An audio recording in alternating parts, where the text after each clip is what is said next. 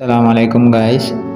দিনটা ছিল শুক্রবার, তো আমি নামাজের টাইমে গেছি, তখনও বৃষ্টি ছিল না। পরবর্তীতে এখন বৃষ্টি আসছে।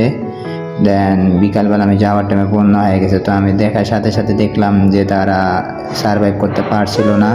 তার মা কোথায় ছিল জানি না, কিন্তু পরে আমি তাদেরকে তুলে নিয়ে আসলাম। আমার বস ছিল, উনি আমার সাপোর্ট করলো।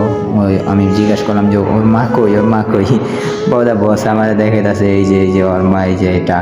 দেন আমি বললাম ওকে ওকে, ওর মার কাছে ওদের কোলে দিয়া দেন, মারে ডাক দিয়া নেন। পরে আমি তুলে দিলাম, বসে তুলে নিল, নিয়ে মানে একটু আদর যত্ন করলো।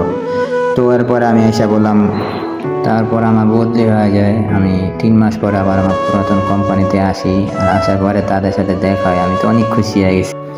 এটারে এটারে আমি ওই দিনকা বন্যা থেকে সরে আনছিলাম। এটা আর এটারে ওই যে এটারও তো আরেকটা ছিল, ওটা 3জন ছিল। ওই এটারও সরে আনছিলাম বন্যা পানির থেকে। এটা মাসাল্লাহ ভালো করা গেছে সেটাই।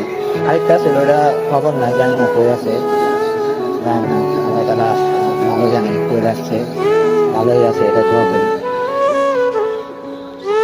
তারে বন্যা পানি থেকে বাঁচিয়েছিলাম প্রায় 3-4 মাস আগে। এখন ভালো ওর ভর হয়ে গেছে গা। আমি ওইদিকে 3-4 মাস নিয়ে আমি স্টে করতেছি। এর আগে বলরামপুর থেকে আমার ওইখানে বদলেছে, তো ওইখানে আমি স্টে করতেছি। কি অবস্থা!